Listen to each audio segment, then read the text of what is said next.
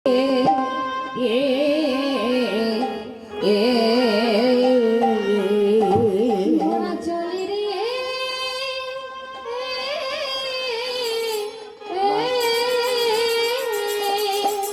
পূর্ব দেশের উদ্দেশ্যে ঘোড়া চলি রে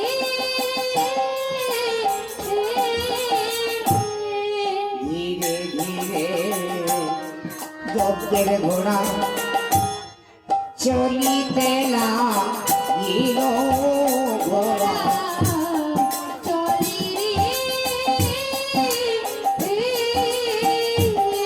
পূর্ব দেশে যজ্ঞের ঘোড়া এরা দিল তার সন ঘোড়া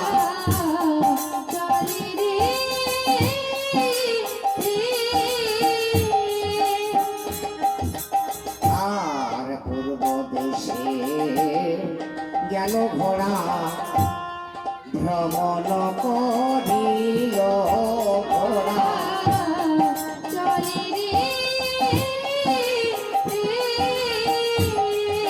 পূর্ব দেশে বীরপক্ষ নামে একজন রাজা ছিলেন। সেই রাজার সিংহাসনে বসে বসে দেখতে পেলেন একটি রাঙের ঘোড়া আসছে, ৮ রঙের ঘোড়া।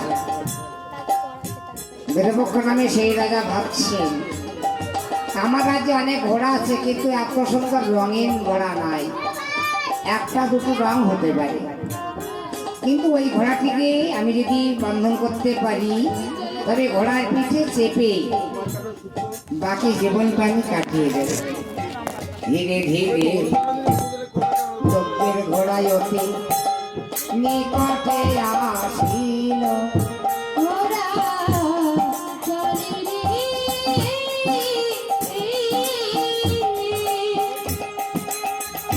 আর বীরপক্ষ নামে রাজা ঘোড়াকে বাঁধিল ঘোড়া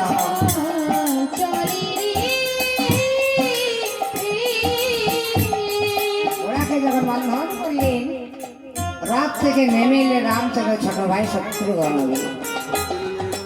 বলছে, নগরাজন আমার ঘোড়াটিকে বন্ধন করেছ। বলে ওই বন্ধন করতে নাই কেন? না, অযোধ্যা ভবনে আমার দাদা রামচন্দ্র অশ্বমের যজ্ঞ করছে, আমি তার ছোট ভাই, আমি ঘোড়া রক্ষা করার জন্য এসেছি, তাই ঘোড়া রক্ষা করতে এসেছি, বন্ধন করতে নাই, ছেড়ে দাও। বলছে বিনা যুদ্ধে ঘোড়া ছাড়বো না, ভালো অস্ত্র করা যুদ্ধ। এমনিভাবে পূর্ব দেশে বীরপক্ষ নামে রাজা আর রামচন্দ্রের ছোট ভাই শত্রুঘ্ন বীর কথবা কথনে এবার দুইজনে রাজাই রাজা, কথবা কথনে এবার যুদ্ধ যে বাঁধিল। এমনিভাবে দুইজনাতে যুদ্ধ বেঁধে গেল। বহু সময় ধরে এবার যুদ্ধ যে চলিল।